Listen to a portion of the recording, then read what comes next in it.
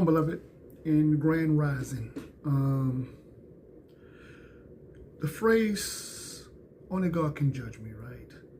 I know most of us have heard that before, probably even used it. What I want to show today is how that phrase is not only very dangerous, but there's a divine court case going on. There's a divine court case going on. And what I want to do is I want to get some scriptures, connect these dots, and then look at the condition of us as a people and what's going on in the world, and show, especially for my people that use that phrase, really have no idea what you're saying, right? You have no idea what you're saying, and it's going to be really detrimental to you in the long run. Now, the scenario that I go through, I know most of us are familiar with, and that's, court case. We've either been to court, or we know someone have been to court, or we even have seen this on television somewhere, right? Now, there's going to be a lot of verses, and I'm going to be going around, and things may come into my head that I just think about, or I may even forget some stuff because it's a lot. But I'm gonna try to condense it in a manner where you can understand. For those that have the patience to really, to really sit down and really listen and see this, right? Now, with that being said, most people are not gonna, accept it, and because it's not anything that they're ever heard before or they're used to hearing, and it's because, again, most of these people have that spirit. Well, I don't have to keep that Old Testament law. That's Jesus done that. I'm saved by the blood of Jesus, which is a whole nother lesson. And I'll praise the Most High. There's something else I'm kind of like working on. Just waiting on to give me the ruach to guide me and lead me in the right direction. So let me start off by giving all glory and honor to the Heavenly Father, Yahweh, and to His Son, Yeshua HaMashiach, the ever throne. And we would like to also send out a greeting to the brothers and sisters that's trying to teach and reach the children of the diaspora, and also to the Gentiles that are gathered with us. In sincerity to you guys, I say Shalom. So only God could judge me, right? So let's do this. The judge, right? The judge. The judge. Which we know that is Yah, right? Yah. We put the Most High right here. The Most High. And God for my people in religion. God, right? We have all this so to line this up, right? So, but the judge, right? Okay. Only God can judge me, right? So let's put the advocate right here. Let's put the advocate right here. Advocate, which is Yeshua.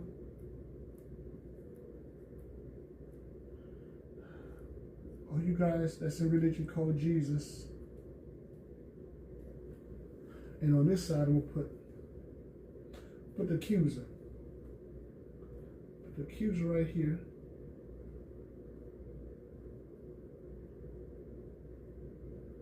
Who we call the devil or Satan. Okay? Also the deceiver. He's the deceiver because he has really, truly deceived a lot of people. A lot of people are deceived and they don't even get it. And it's mainly through religion. Because I keep trying to tell you guys, this book is not a religious book. It's a law book. It's a history book. It's a covenant, right? Treaty. But, most people are not going to see it or not even going to accept it because, again, they're not used to hearing this kind of stuff, right?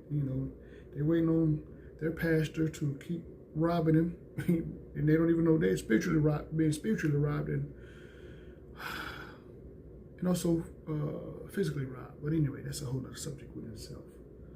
But anyway, only God could judge me. Right now, you have the right to an advocate, or you have the right to stand before the judge, right? And defend your own self. That what they would call a bench trial, right? They would call it a bench trial,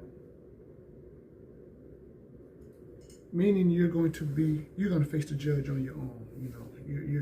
You're not going to have counsel. You're not going to have a defense attorney, right? An advocate. Again, I already know you guys that are paying attention, that you see this already. It's beginning to make sense already. But when I line this up, you're really going to see that there's a divine case against my people already. So I'm trying to think of already just another verse just popped up in my head, right? That there's a controversy amongst Israel, right? There's a controversy against my people. They don't even get it. But anyway, bench trial, you have the right to, face the Most High on your own. And we know there's a lot of examples of that in the Bible, right? And the Most High is going to go by the law. I'll tell you what, before I even get into a verse, let me write this down. So I'm trying to lay this foundation out. Again, all this stuff just popping in my head. Okay.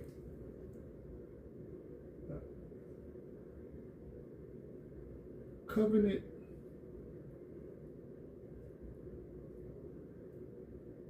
agreement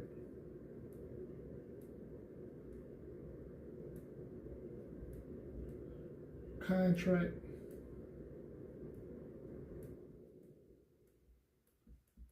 and then law,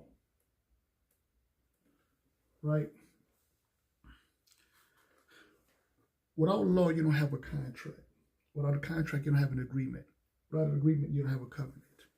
That's just how it works. I mean, that's what I keep trying to tell you guys. That's where these people get the principle from. They get it out of the book. But you don't see it because, again, you're not looking at the book from a historical standpoint, from a law standpoint, because, again, you said the law is done away with. So already you're getting rid of your contract, which is your agreement, which is your covenant. But anyway, let's go to 1 Corinthians, right? Let's go to 1 Corinthians. 1 Corinthians chapter 6. Start off at verse 1 and 2. 1 Corinthians chapter 6, verse 1 and 2. Like I said, family, I'm going to be going back and forward. So those that have the patience, it's going to line up. It's going to make sense. If it's the Most High's will. There any of you having a matter against another, go to the law before the unjust, and not before the saints. So again, we know even nowadays we have issues amongst each other.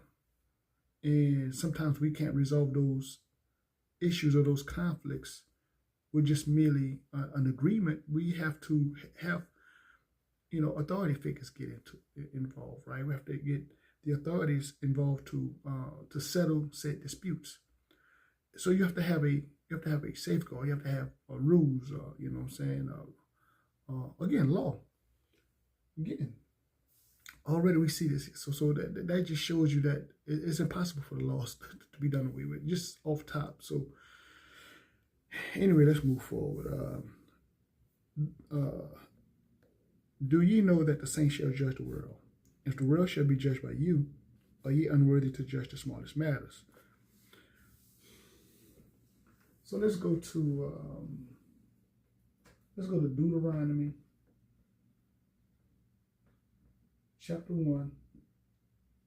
Let's start off at 16 and let's get 16 and 17.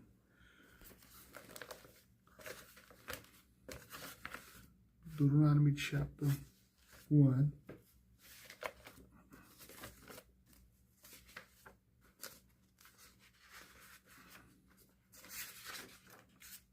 Verse 16 and 17. And I charge your judges at that time, saying, hear the cause between your brethren, and judge righteously between every man and his brother and the stranger that is with him. So again, this is why I say this system, these people are arrogant, man. You know, you have taken the principles out of this book, but you don't want to judge everybody equally. You know, it's a two-tier system. And, you know, the authorities know better. But again, these people, even like I said, even these people really have no idea what they're doing. They're setting themselves up.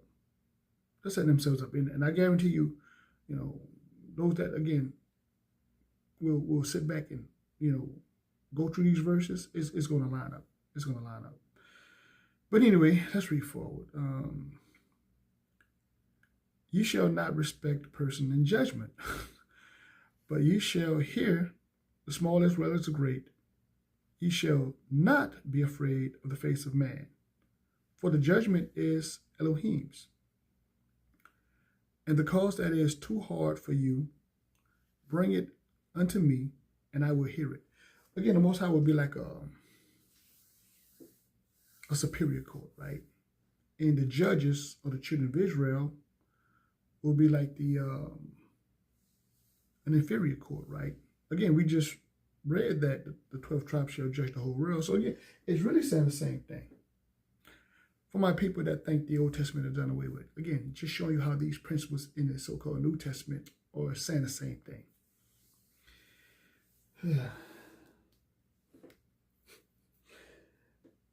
Let me put this up here. Here's something else.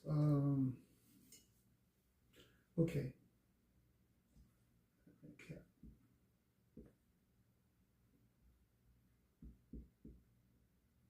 Captivity.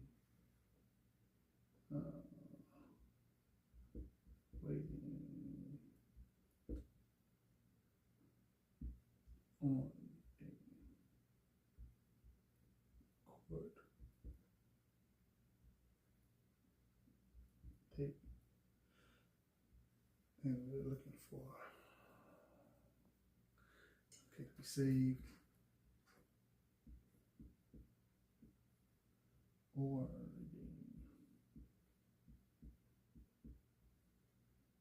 free.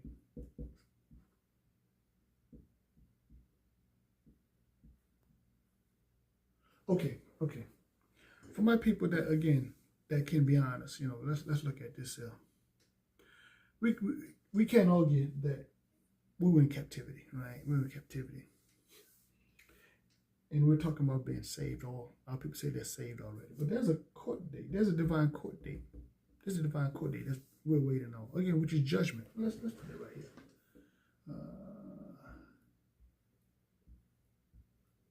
Judge.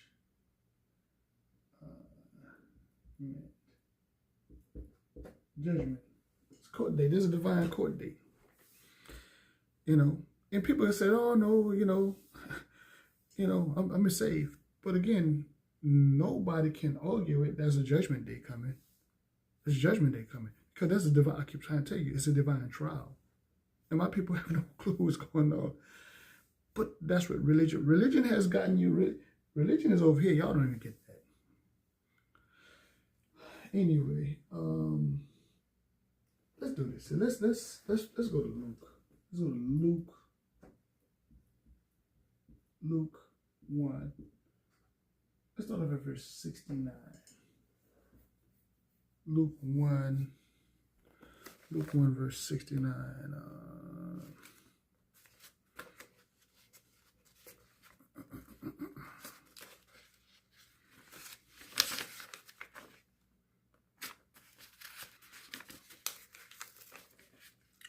Luke chapter 1 verse 69. And had raised up a horn of salvation for us in the house of his servant David. You know who that was. That was the Messiah. Okay? So keep that in mind. Which have been since the world began. Because it was prophesied. It was spoken about, again, it was in the so-called Old Testament, right? And we're going to touch it. We're going to edify this even more so down the road. Let's move forward. That we shall be saved, shall be meaning you have not. You shall be, right? It shall happen.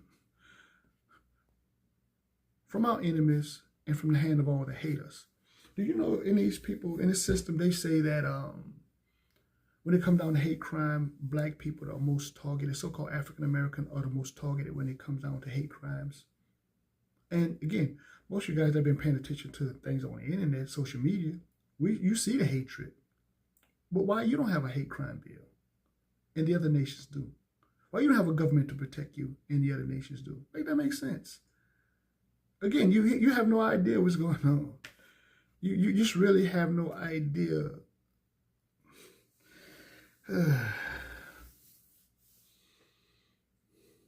Anyway, how do we get here? Sin, right? Sin is transgression of the law. Because when we look at the common theme in the Bible, the children of Israel would commit sin, and the Most High would allow them to go into captivity, go into bondage. Again, going to Deuteronomy 28, right? I'll tell you what, let's do this. I didn't want to, I mentioned it. Let's go there. Let's go to Deuteronomy. Let's go to Deuteronomy 28, verse 68. I mentioned it. So let's go there right fast. And then Most High willing to get back on track because that was not what I wanted to. Okay, 28. That wasn't my intent, but it is what it is. Deuteronomy 28, verse 68. And Yahweh shall bring thee into, again, Egypt, which is bondage, captivity, again, by way of ships, right? Let that sink in, ironically, right? By the way thereof I spake unto thee, thou shalt not see it no more again. Again, you're talking about your land, your going back to your homeland, going back to your forefathers, where your forefathers are from, right? Let me line this up right fast for you. Oh man, oh praise the Most High. With ships, by the way I spake unto thee, thou shalt not see it no more again, and there ye shall be sold unto your enemies for buying men and for buying women, and no man shall buy you. Now, buy is to redeem, right? To redeem you. And when we line this up, it's going to line up. It makes sense, right? So, again, see, this is the beauty of the Most High's judgment as well for those that get it. See, this captivity wasn't just about punishment as well, right? When you have the spiritual eyes to see. It was a place of refuge because you had innocent blood on your hand, right? When you have innocent blood on your hand, there's a place of refuge that the Most High allow, because the avenger of innocent bloodshed, he has the right to kill you. Eye for an eye, tooth for tooth, life for life, right? So again, the Messiah, he put up the bond. He put up the bond, and his blood was used, right? His bond was used because of, again, the price, right? The price. But anyway, so let's get back to where I was going at. But it's all relevant, right? It's all relevant. So, okay. So let's go to 1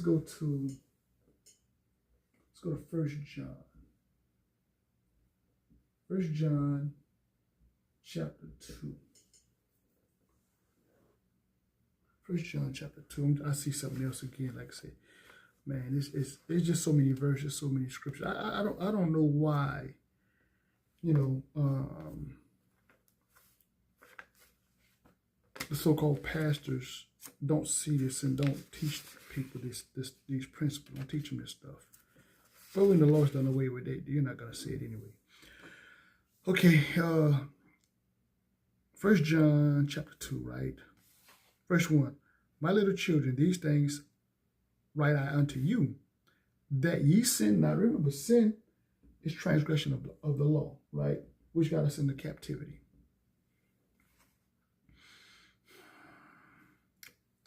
And if any man sin, we have an advocate. You have an advocate, right? With the Father, Yeshua HaMashiach, the righteous. And he is a partition for our sins, and not for us only, but also for the sins of the whole world. Again, that's a whole nother that's a whole nother lesson right there. I can break that down. That's for another time. Okay.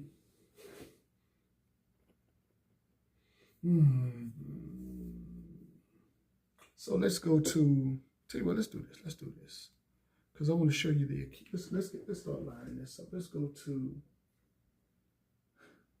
Exodus. Let's go to Exodus chapter 20. Chapter 20, verse 16. Exodus 20.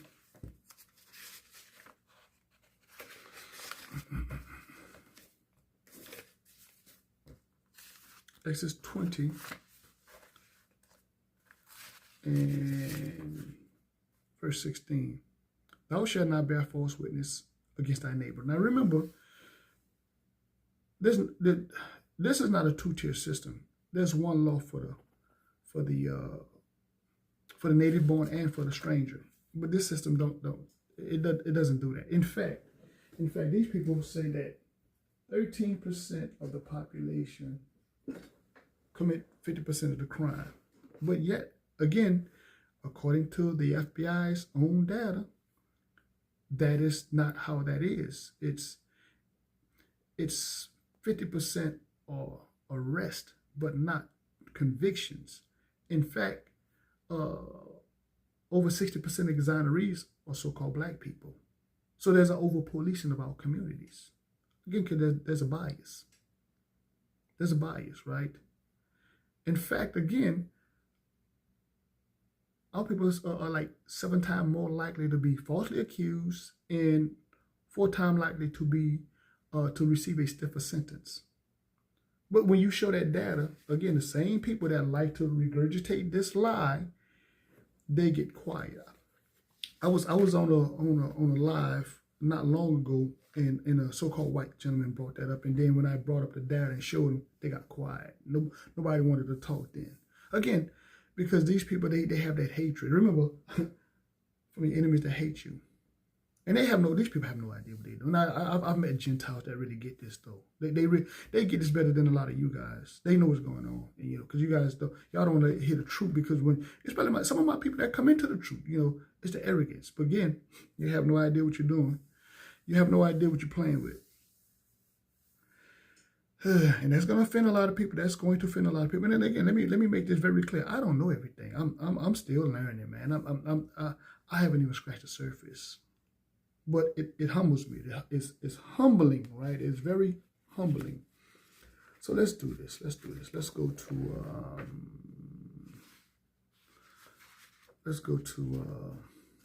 Proverbs. Let's go to Proverbs.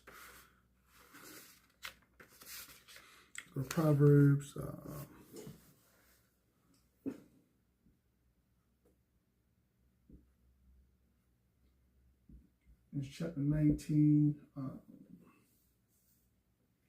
verse 5. Proverbs 19 and 5. A false witness shall not be unpunished. See, these people don't get it, man. And he that speaketh lies shall not escape. See, again, they have the records. I've showed you video after video where they get these principles from. It's not coincidental. These people use a lot of these principles against us because they know who you are. They can act like they don't know who you are. They know who you are. Again, I'll praise the Most High. I'm trying to work on something right now to really line this up. And it's going to be touchy for a lot of people because, again, our people think that the so-called white man wrote the book and that's blah, blah. That's where you guys are at. But anyway, let's move forward. Let's go to John. Let's go to John chapter 5. And I'm starting for about like 39, right? John chapter 5.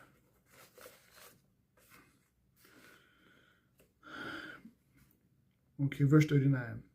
Search the scriptures, for in them ye think ye have eternal life, and they are they which testify of me.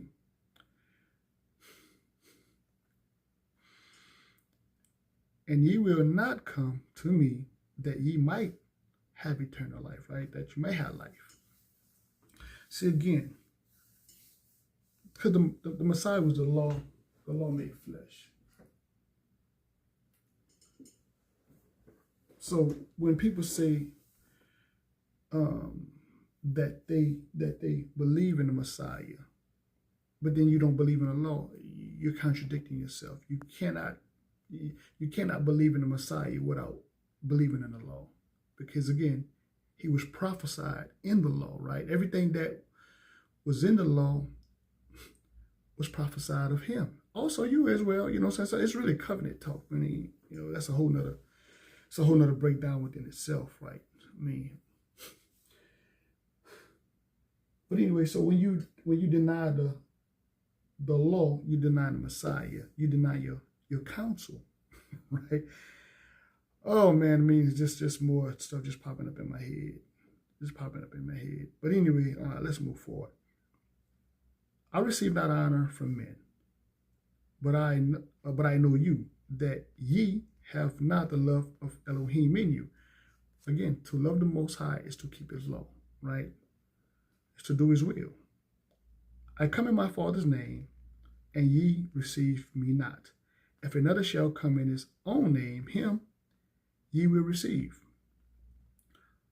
How can ye believe which receive honor one from another? See, you say you believe you receive the honor from one from another, and seek not the honor of that cometh from Elohim only.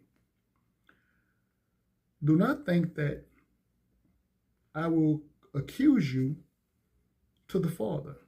There is one that accuseth you, even Moses, in whom ye trust. Again, this is covenant talk. It's not saying directly that Moses is going to sit there and accuse you. It's what Moses wrote. It's the law. He wrote the prophecies, right? Remember, we went to Deuteronomy 28. I mean, and there's other verses. I mean, especially in Deuteronomy. So this is the beauty of this book. For my people that keep saying the law is done away with, if you sincerely look at the law was not there designed to give you salvation. It was a safeguard. It's there to protect you.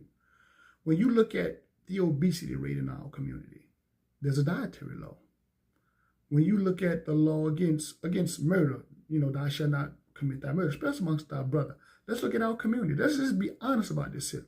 But see, when you teach that the law is done away with, especially a lot of these churches, this is what you're doing. You're setting in the spirit, and you really don't even get this. Again, that's a whole nother discussion breakdown right there, just right there. I'll praise the Most High again. Let's do this. Let's go to. I'm gonna go to Matthew. Let's go to Matthew. Let's go to Matthew chapter. I want to say chapter 5, verse 40, 45. Let me look at it, family. Let me look at it.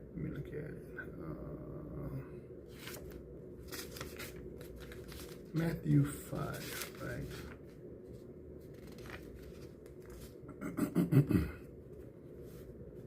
Matthew 5, yes.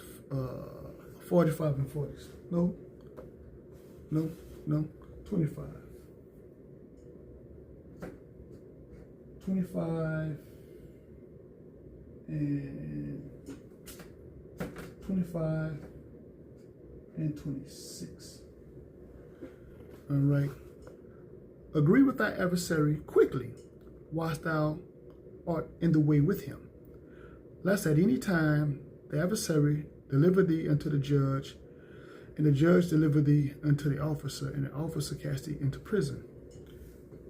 Now again, most people are going to say, well, why would I agree with them? It's not saying agree with them like in that manner. Again, this is like covenant talk, right? This is legalese, per se, right?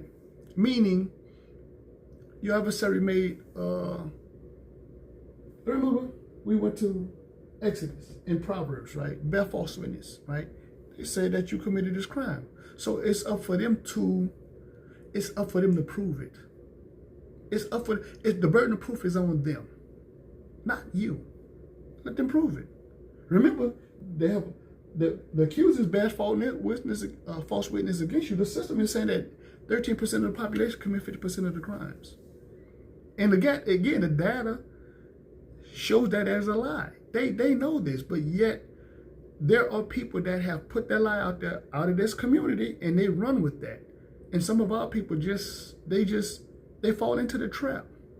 Again, which is a whole nother, I'm trying to think of the verse higher. Well, I'm just paraphrasing, right? Something being enticed by evil communication. Again, lies. Let's move forward. Verse 26. Verily I say unto thee, thou shalt be no means to come out thence, till thou hast paid the othermost fatling. Right? Meaning, you're gonna pay, and you're gonna pay with money. You're not gonna pay with money because the Messiah put down the down payment with blood. Remember, we had innocent blood on our hand. Life for life, blood for blood, tooth for tooth, eye for an eye. That's our law. That's our law.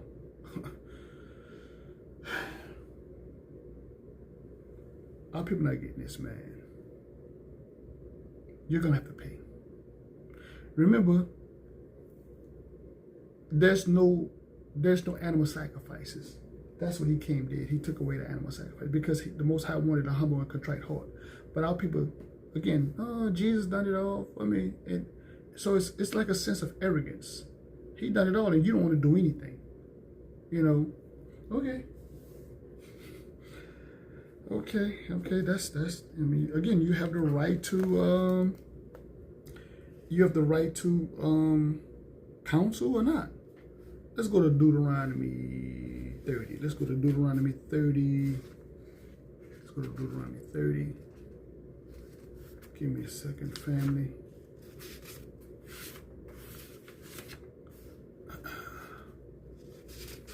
Deuteronomy chapter 30.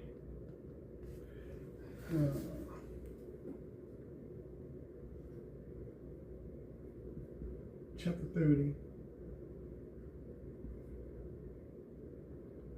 Verse 19.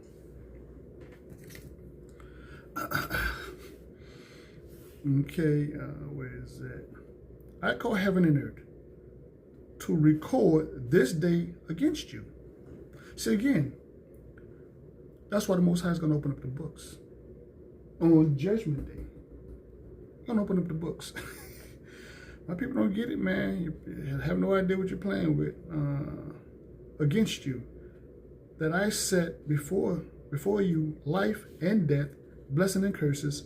Therefore choose life, that both thou and thy seed may live. But if you say the law's done away with, again, you're getting rid of your counsel. You're getting rid of your advocate, your petitioner. And you're going to face the judge, and he's going to go by the book. Remember, the advocate was the same one that put his blood up. And y'all say it, but and the people would say, they would say these things, but they don't even understand what they're saying. Let's do this, because it just popped up in my head. Again, there's so many verses. Let's do this. Let's go to Leviticus. Let's go to Leviticus 25. And let's do Leviticus 25 and 25. Leviticus 25, 25.